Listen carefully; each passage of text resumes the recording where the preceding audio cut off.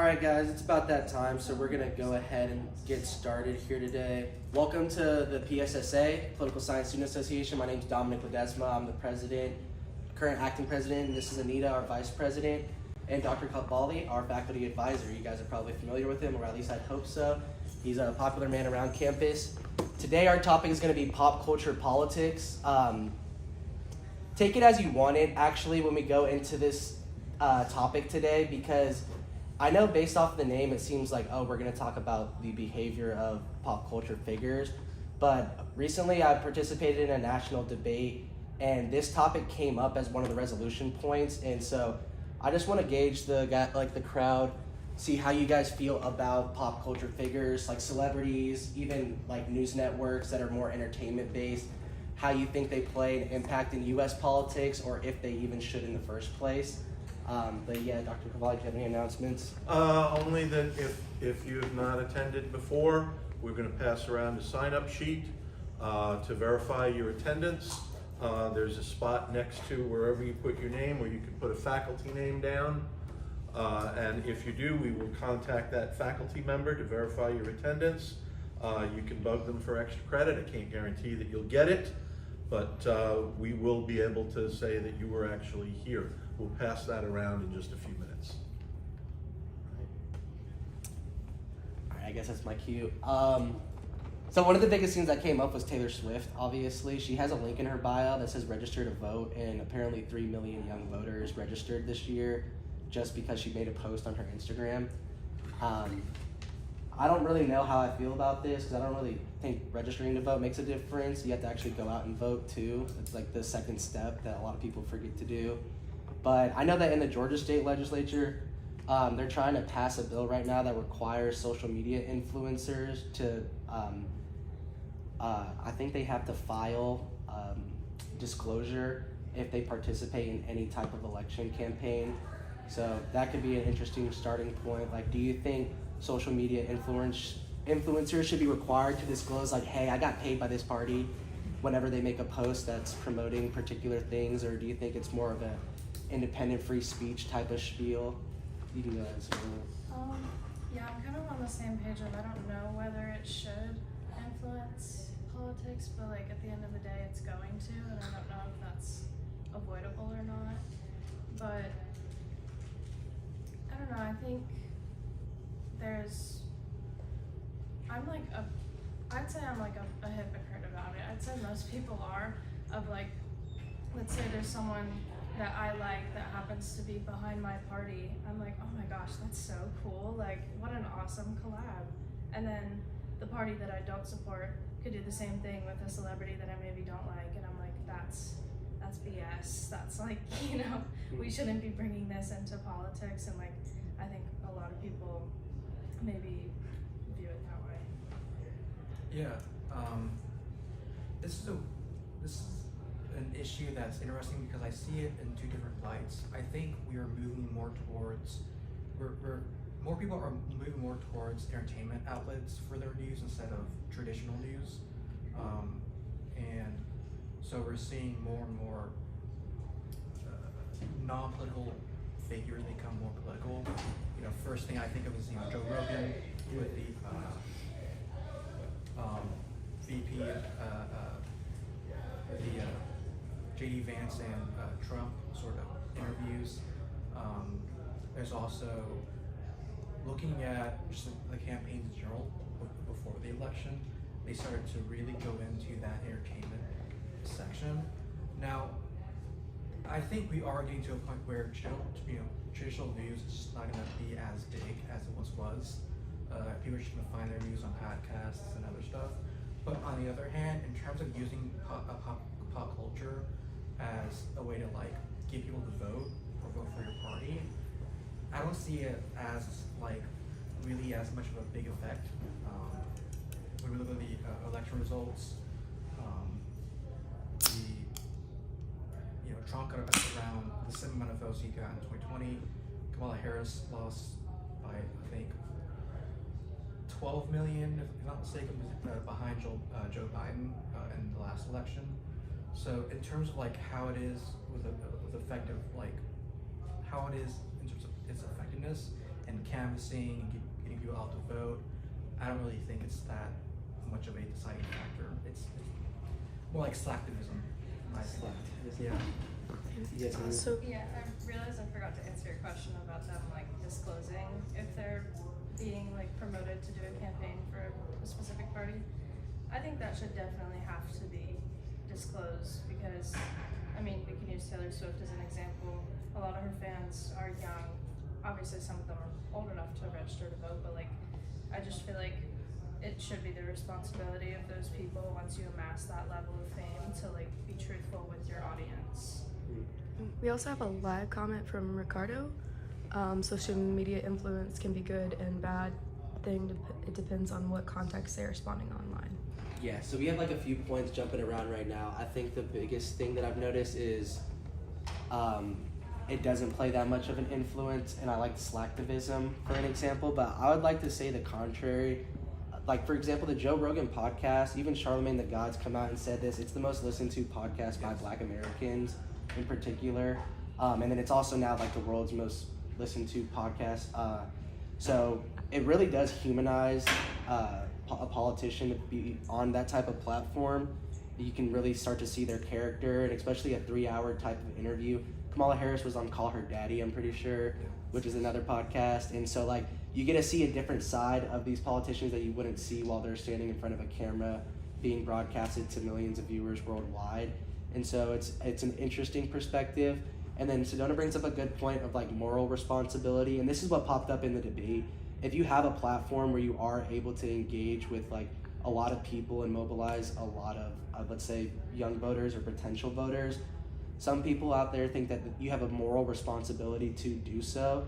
But then the flip coin, like Ricardo's bringing up, is, you know, what if you are promoting, let's say, some sort of ideology that's not preferred by the entire nation, and it's more of just like a faction or a fraction of the United States voting population, and you're just only preaching to the choir, and you're not necessarily engaging with the entire like electorate. Yeah. We could say the same, I think, even about politicians, because they're like, well, sounds kind of silly putting it this way, but like a bigger version of influencers. I think that I'd like to think that politicians influence people more than, you know, TikTokers. But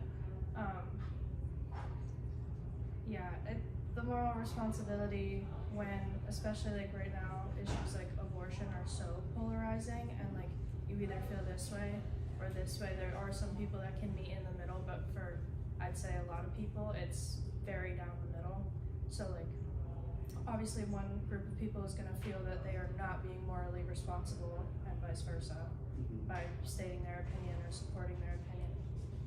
Yeah, I think that's why disclosure and campaign finance laws are starting to become like a big talking point, because there's a difference between like us sitting here and supporting our own views versus like me getting paid to promote a particular outlook on life. And if I'm getting money from a campaign, I feel like they have like the obligation to say like, hey, or at least just like a little, you know, on TikTok they have the sponsored ads, like at least just providing some sort of notification like, hey, I was paid to say this. It may not change like what your view is. You might actually thoroughly agree with what you're saying, but I think it's a little sleazy to push out some sort. It seems kind of propagandistic. If that, I just made that word up. I'm William Shakespeare.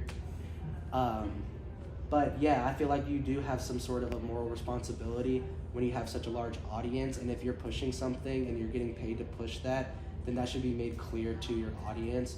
If you want to speak on behalf, that's a free speech issue. It reminds me of Citizens United versus the FEC, where they declare like, okay, this is a free speech. You can have independent expenditure that's infinite, coming from a business or corporation, because they're considered an entity, and that's within the constitutional framework. So if that's the case, then yeah, I understand like you going online and making a rant about Trump or Kamala or one of the two parties. That's your personal thing. But if you're getting paid, the second that money's involved, I'm like, oh, this is sleazy. This is exactly what we talk about like in school, and I wish more people were aware of what they were consuming on the internet. Yeah, I do have a question to Cavalli about, because I know that in our class recently we discussed the First Amendment and what it protects, what it doesn't protect. And one of the things was advertisements. And I guess with his example of if a celebrity or influencer is paid by a campaign to talk about how good their candidate is, and they don't disclose that it is an ad, basically, will that violate a law of some kind? Has that been challenged before? I don't know if it's been challenged before, but there are regulations about this. In many instances, it's pretty much the other way around, which is to say, if a celebrity does some official work for a campaign, that's considered a contribution to the campaign, which must be disclosed and reported.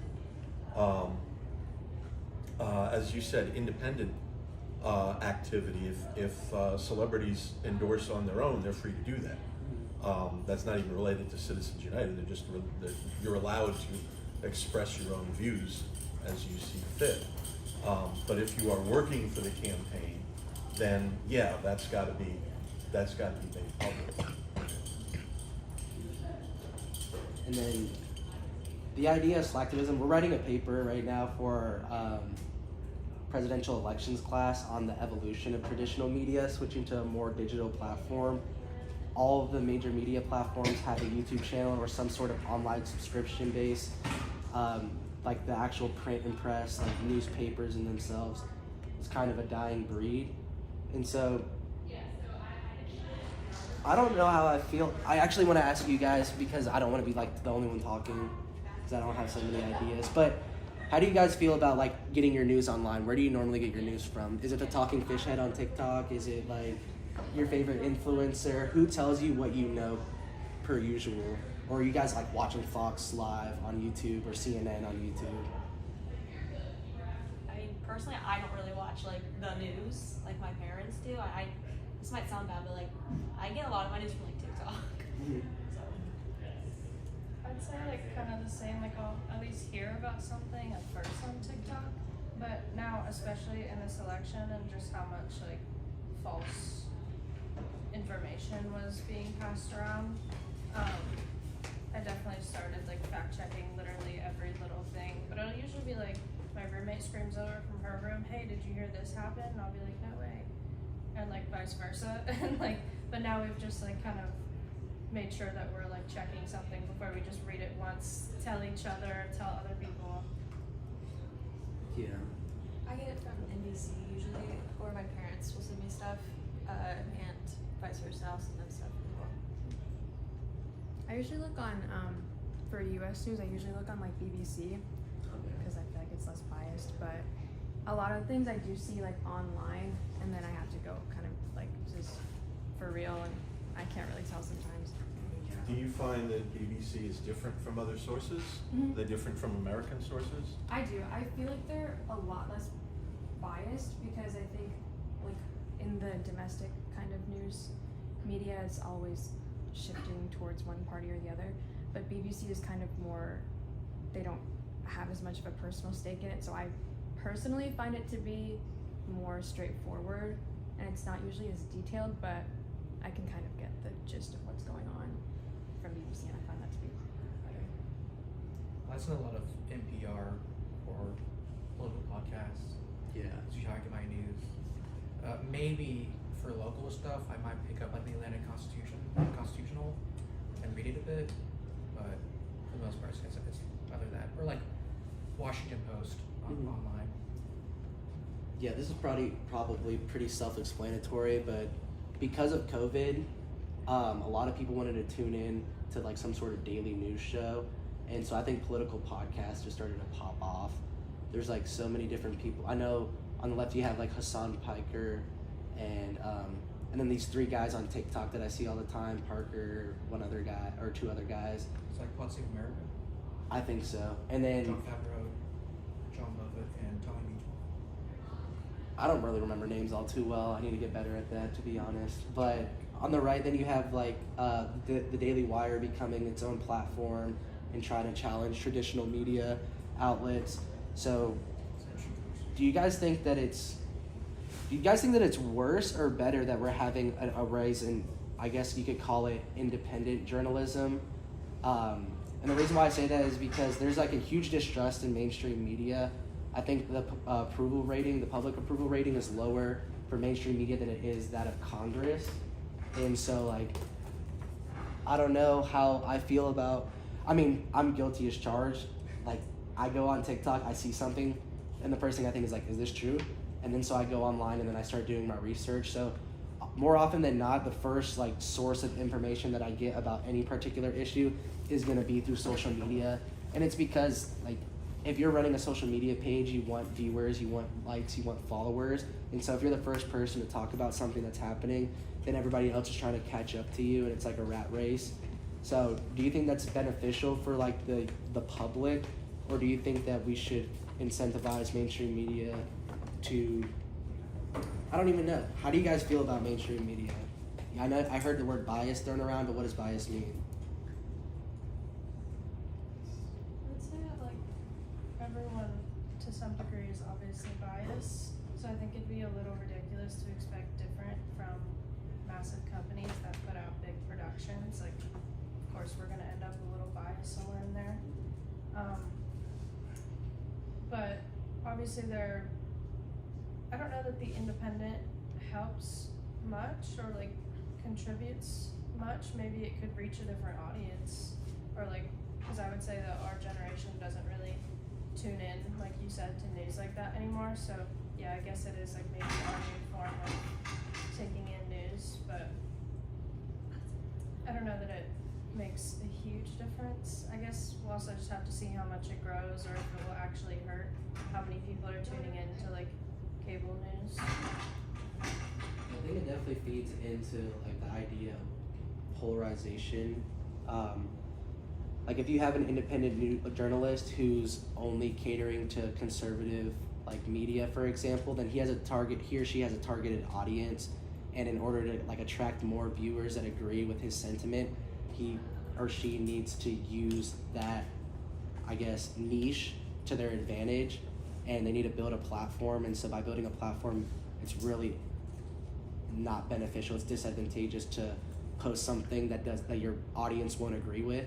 And so I think even like the independent journalist is going to end up starting to spew out rhetoric that they don't agree with just for the sake of like profit.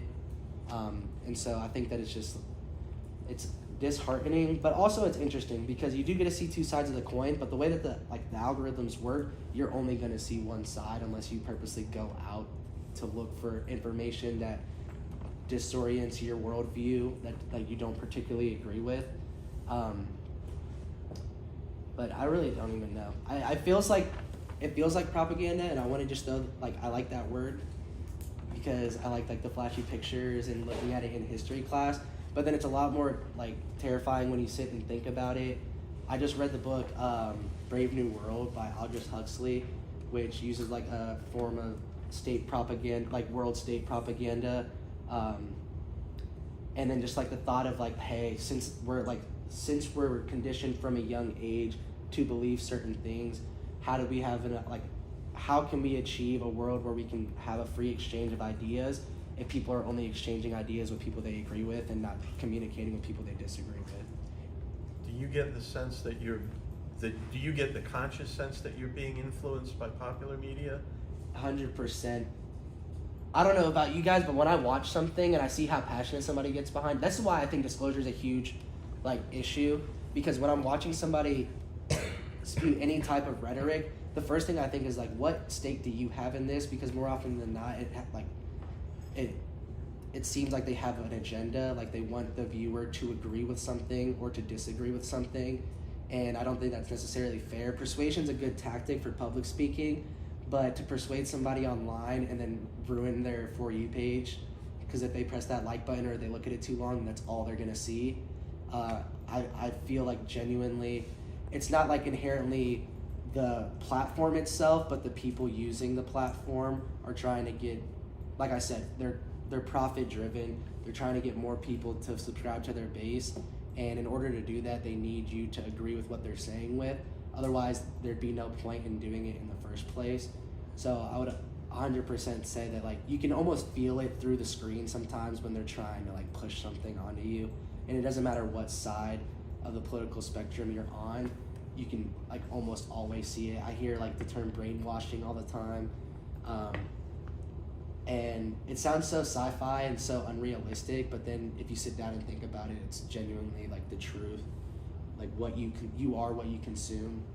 So I would say, at least personally, and I know this doesn't go for everyone, because my dad, he's a boomer and he's retired, and he sits at home watching TikTok all day, and he'll send me the most ridiculous things, and he'll like pull it off as fact, and he's like, this is actually true, and I'm like, Dad, that's an AI talking to you.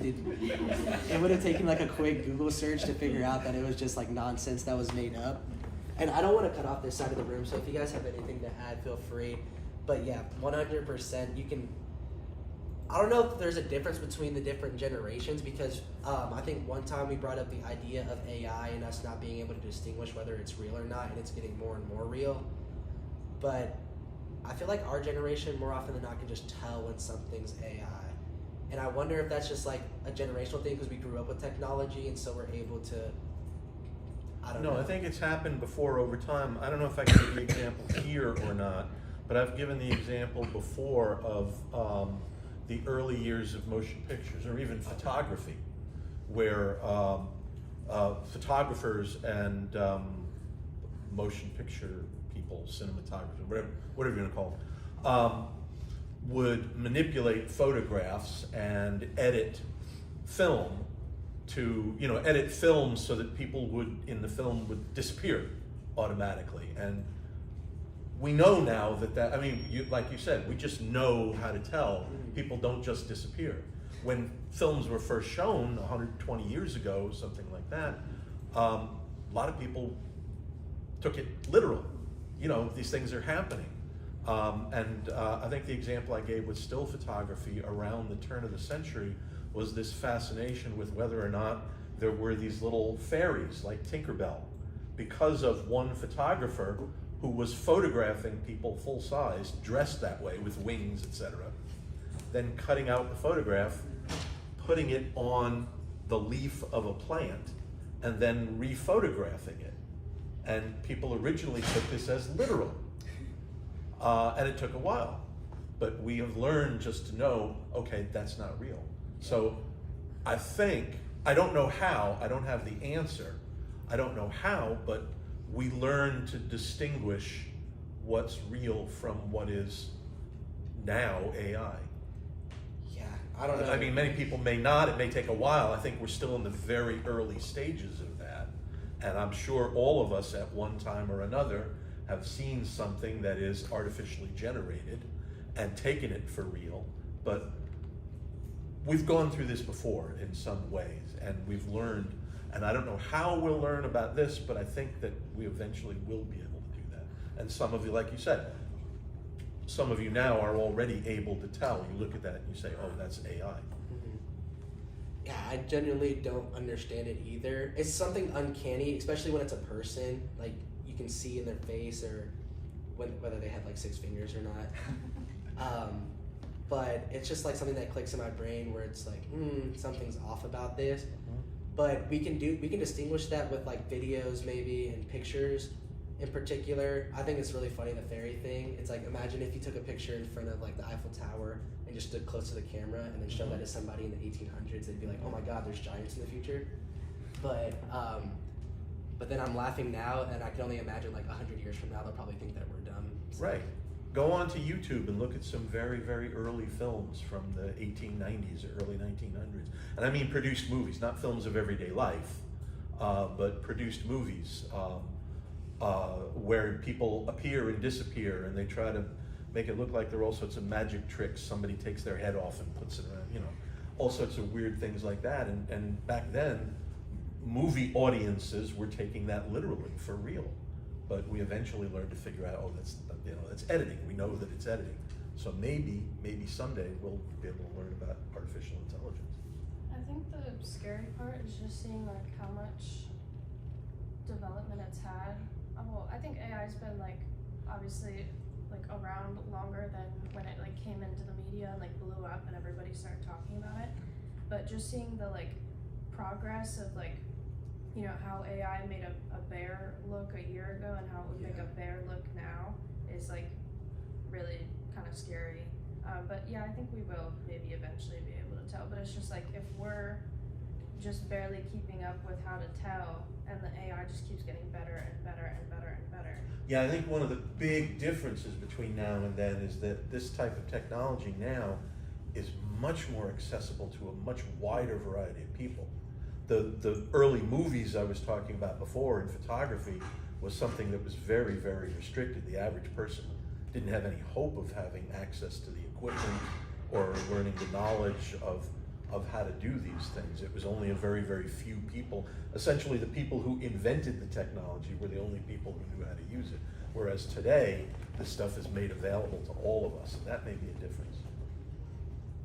Yeah, and it's used in like our everyday life. So on LinkedIn, you can get a golden badge if you are like creating content for a specific demographic, like if it's self-development or leadership. And the golden badge just means you're a top performer or top influencer. And in order to do this, you have to write articles. And on LinkedIn itself, all of the articles are assisted with AI generation. And so like that's the strategy to blow up on LinkedIn, is to write as many articles as possible. And it's with the assistance of AI, and that's within the platform itself. ChatGPT and OpenAI, for example, are another one. I think Elon Musk was one of the or founding investors with OpenAI, which, like, I'm sure a majority of us in this room have at least played with it before. It's a language-based model, from my understanding, so it's not literally having a conversation with you.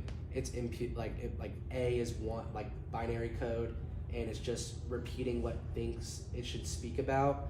So it's like dangerous to use. We bring up the example of that one lawyer who got debarred because he wrote a document using AI, and then it cited a fake court case that never actually happened in the US.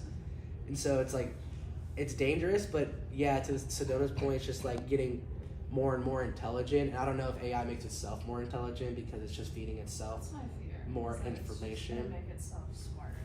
Yeah. Actually, what we've found is that it's making itself dumber. Good. There are. I saw something a while back about alphabet characters, print characters being fed to AI. Because what's happening is AI is generating content, but AI is taking content from the web, and AI is generating content and putting it on the web. So AI is beginning to take content that it generated and generate new content from that. And this experiment that was done with alphabet font kind of thing, what you wound up with was just a bunch of blurry characters. And so, I mean, it was actually making things worse and not making things, it was making things more obviously wrong and not making things better. Yeah, there's an issue with it self-cannibalizing itself. Yeah, And- yeah. Have you guys heard of dead internet theory? Yes. Yeah, so essentially the It was theory goes, pre-AI though. That's a weird thing. It was a pre-AI theory. it was a pre-AI theory saying that eventually, and I think they said by 2016, the internet would be overcome with bots, and that a majority of the information that you consume and the posts that you see were created by some sort of like algorithm or something. And now that we have AI, if you guys go on Twitter, I implore you to go click some of the accounts that you see like blowing up and look at their feed and the replies and tell me if it seems like something a normal person would be posting or if it looks like it's fishy.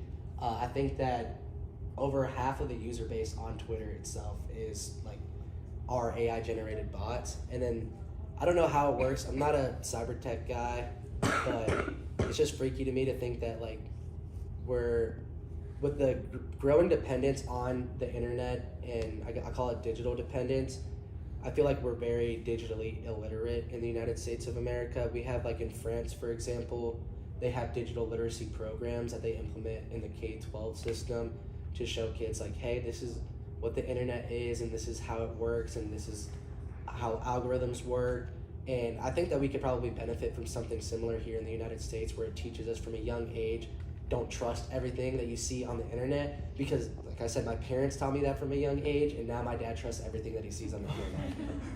That may be part of the answer, because a century ago we didn't have film studies, for example, or teaching people cinematography. And maybe it was those courses that developed over the years, that kind of education that led us to be able to determine, oh, that's editing, rather than, oh, wow, that's real magic. That is, it's interesting. That's an interesting point because with computers specifically, there's this sort of phenomenon where as something becomes more and more streamlined and easier to use, you lose the complexity to know how that machine works. So when you look at the 8-bit computers of the 80s, all you had was a command line, and you had to know all the programs and how to program it, basics, 10, print hello world, 20 go to 10, that sort of thing. So you had a direct understanding of the computer, how it works, its hardware, its software, everything. But as as technology evolves, you get GUIs, graphical user interfaces, and then you get the internet. And then as time goes by, you get more. It becomes easier to use, but you don't know how it really works anymore. Like, there's probably a time where people kind of knew how the internet worked, how a website worked, but now, with AI, we understood it. Luckily, I think that's why we're more digitally. That's why we work better with AI, because we grew up with it in its infancy, and we're seeing it mature.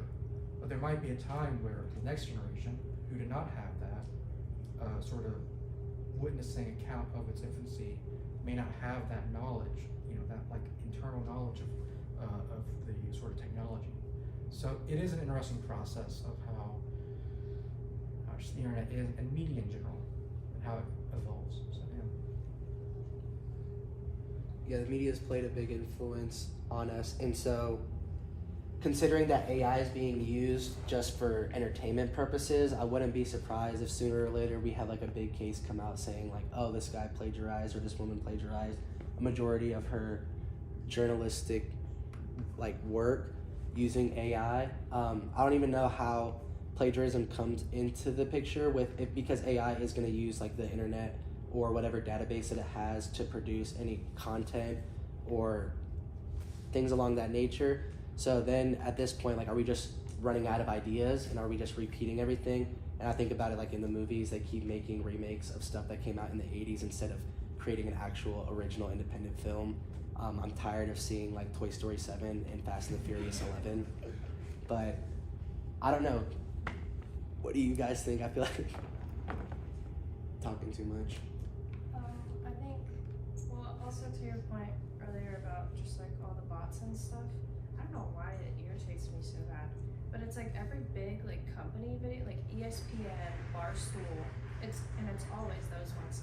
You immediately go to the comments and it's 50,000 bots, and the video was posted 3 minutes ago.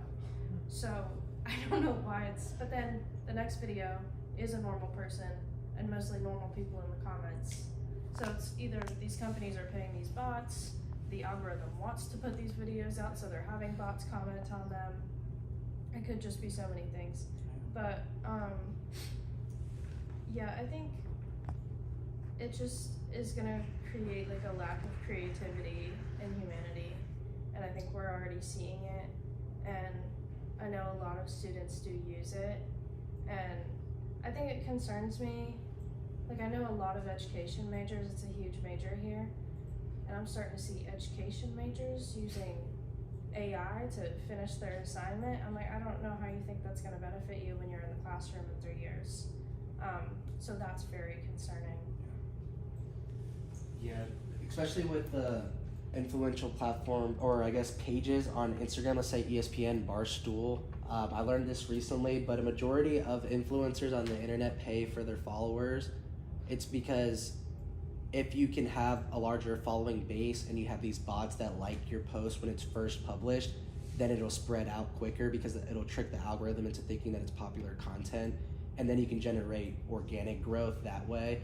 And so there's strategies to it, and I think it is a lack of creativity. You go look at a majority of, like, let's say you look at theme pages on Instagram, like a philosophy theme page or like a love one or a self-development one, whatever your niche is.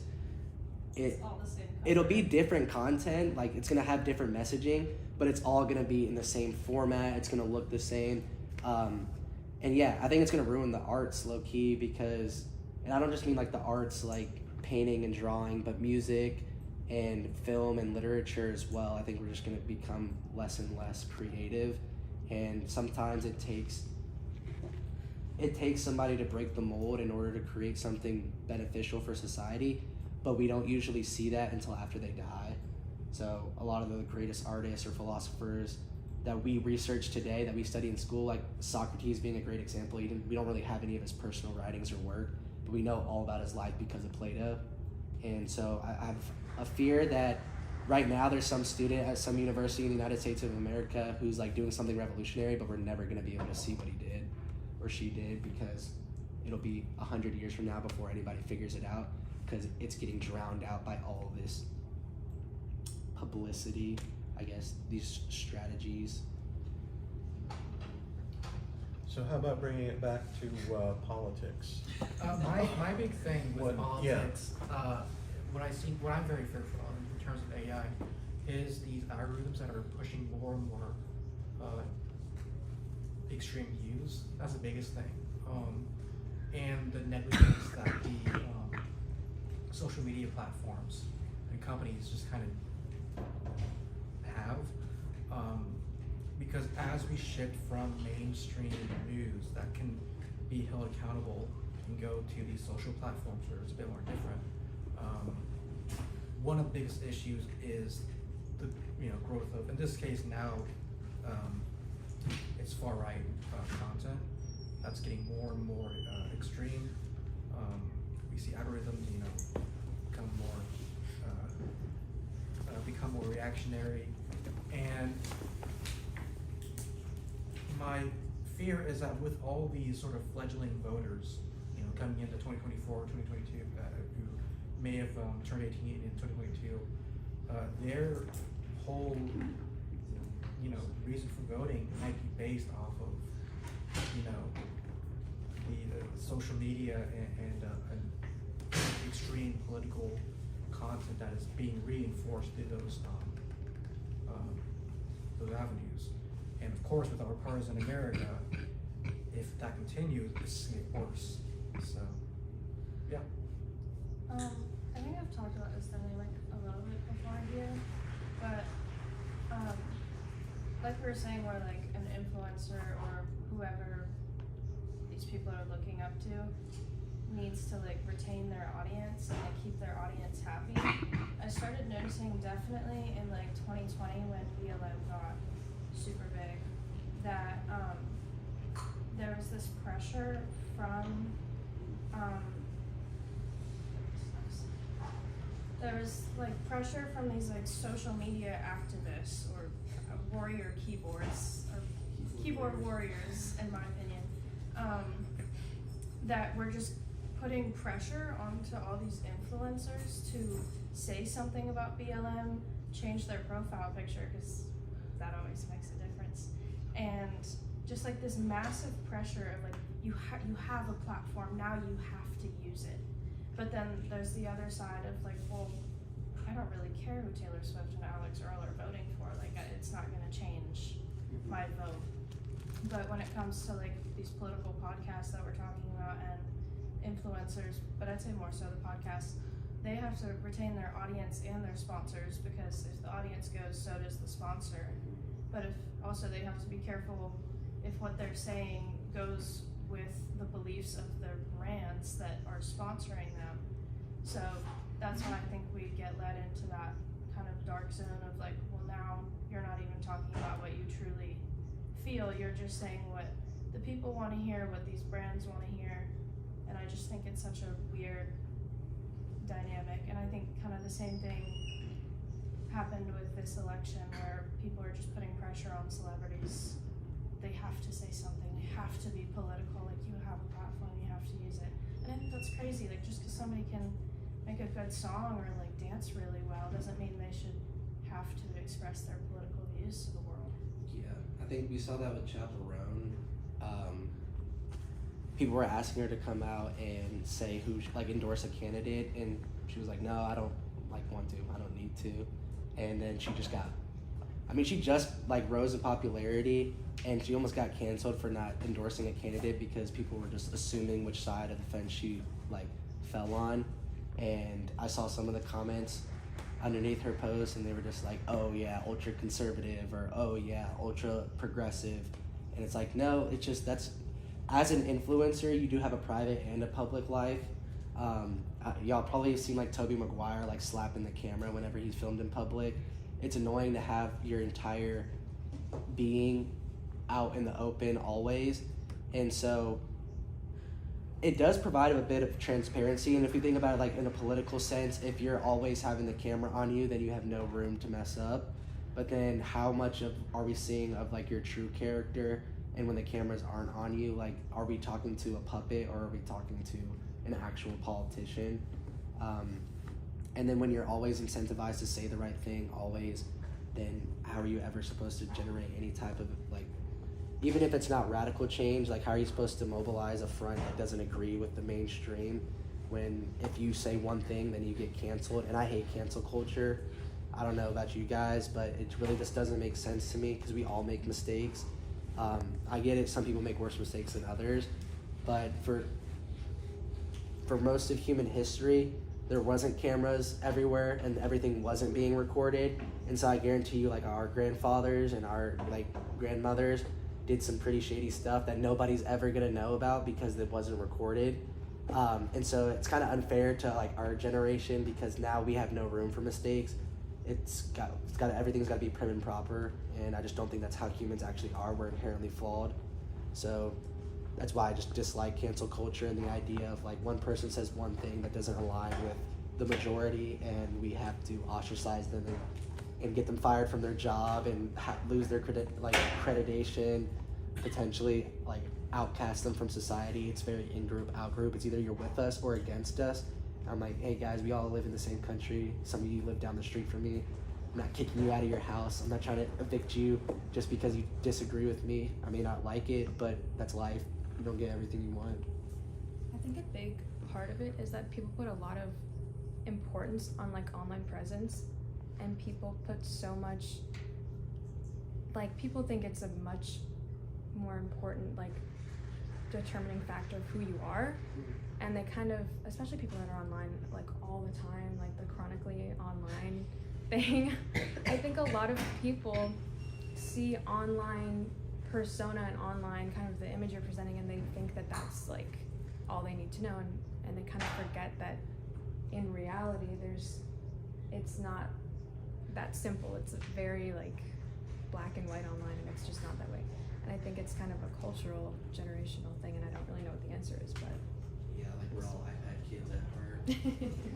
We live in the era of information, and so there's so much information out there that it's hard to be able to gauge what you should be consuming. But yeah, the whole online presence thing, my parents taught me from a young age, like nothing that you see on the internet is real. People are only posting what they want you to see, and there's always like a curtain that could be pulled behind if you went and introduced yourself and got to figure out who these people actually are. And then they still profitize off of that because then they'll make a video talking about it, saying like, hey, I just went through this traumatic thing, come sit with me while I talk to you for an hour about something that happened to me personally that I probably shouldn't be telling the entire world. It probably should be between like me and the person that I have this relationship with, or whatever the issue is. And this is when like pop culture figures can have a bigger stakes in the politics, because let's say you put a lot on the line when you have like a value or a value system that isn't in line with the majority. And so I think that people feel this moral responsibility, like, hey, you have a huge platform, you have millions of followers, push this message. But then it's like, all right, hey, I have a huge platform, I have millions of followers, I want to push this message. And then, like I said, cancel culture creeps in, or people, I don't know, people are mean and ugly. I think it's kind of like what you're saying. If you were to like look behind like the scenes of a movie or like the bloopers or something, and you realize like that was fake. Like it's just I can't help but think of like, especially influencers, of them like, you know, moving their camera and ring light around their house 20,000 times to get the perfect shot for their like 1 second clip of their get ready with me, and like it's just so insane to think about in the first place. but like it is so much of a front, and like I just don't think people, like a lot of people do realize that, but a lot don't. But I think,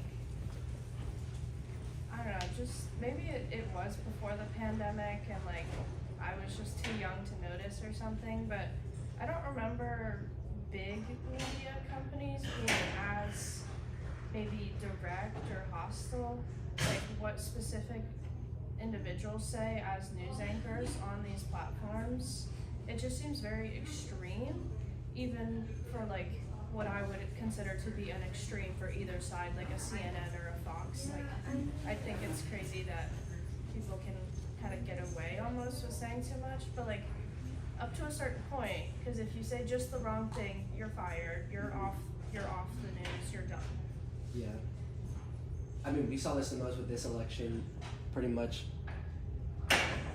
a majority of the mainstream media, in particular, like left-leaning, I guess, platforms, were spewing a lot of rhetoric that about Donald Trump, which I get, like their reasoning behind it made sense, but then to call somebody Hitler, I just don't see that. I hate name calling also because I think it belittles not just the person that you're talking to, but it also ruins the conversation that you're having, because once you compare somebody to Hitler, that's the ultimate evil. So there is no conversation to be had. It's like, oh, you're basically telling your audience either vote for this guy or vote for our candidate, or you're voting for the most evil, heinous thing that you could possibly vote for. And I'm like, okay, that doesn't seem like politics. That seems more like politicking. Like that seems like high school. That was like when channels started reporting just because Trump held a rally in Atlanta at the same location that some MSG. Nazi like rally just so happened to happen in the same place 80 something years ago. And Yeah, they're like, we saw it on he's the right recreating too. it. This Like on is- Fox, people were just name calling again. Like, yeah, it's not ever just one party, but that was particularly insane. I do have one question about, do you think that mainstream media is getting more and more comfortable with these more extreme views? Because I feel like with major media corporations, they've always appealed usually to the centrist. Usually with Fox center right, CNN center left.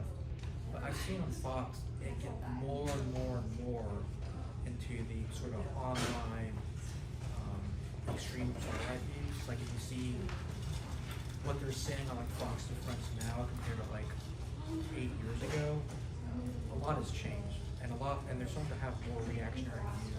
I mean, we had a presidential candidate who was now the president-elect espoused a conspiracy theory about patient immigrants in Ohio. That came from the internet, and now our politicians are using it. So, like, does this set a new standard for our politicians? I think that everybody's entitled to their own opinion, and right now, mainstream media seems to be more and more opinionated. And so I think that it probably does have to do with like the internet and being more emboldened to have like extreme views on either side. But I also think like when we see with the Washington Post and Jeff Bezos not wanting to endorse a candidate because he's like, we're a news platform, we're not a political platform.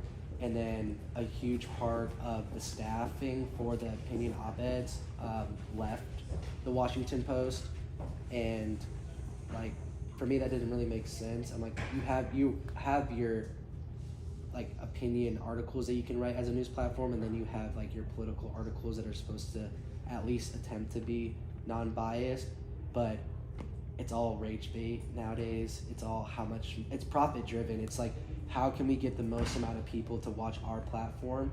And when the internet is having a direct influence on the way that people think in our culture, then they're just gonna do what they see on the internet, because it's either you go online and you watch this, or you can tune in at 5 o'clock and watch us talk about it.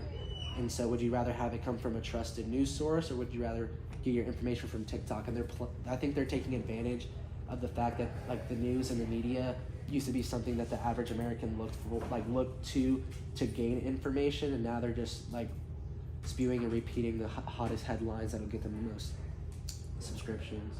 I think part of the reason why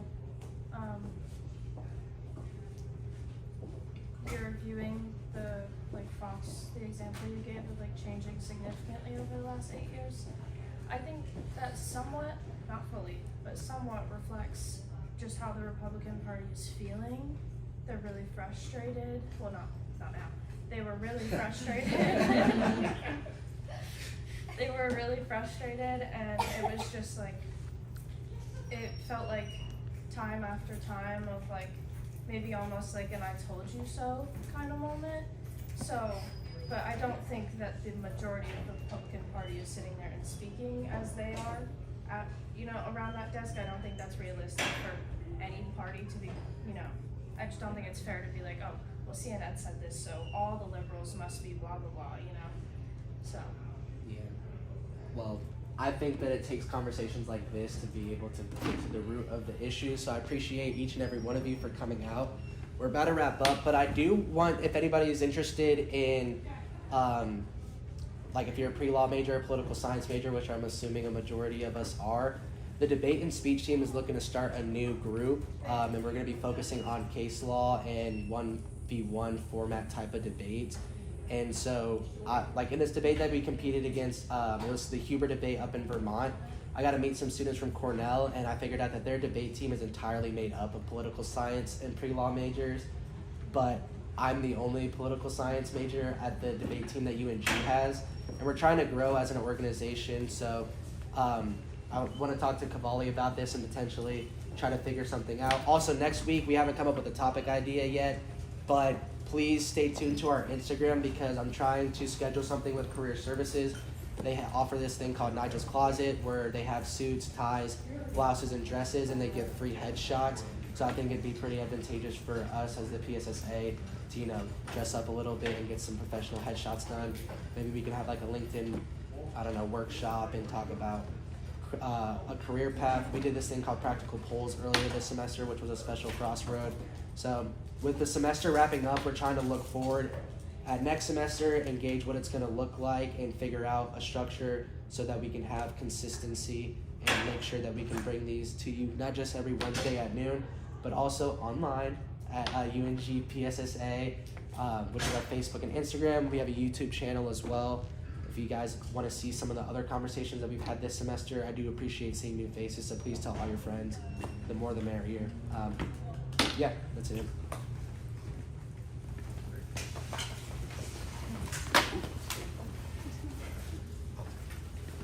Okay, these all the chairs should go back to this same classroom.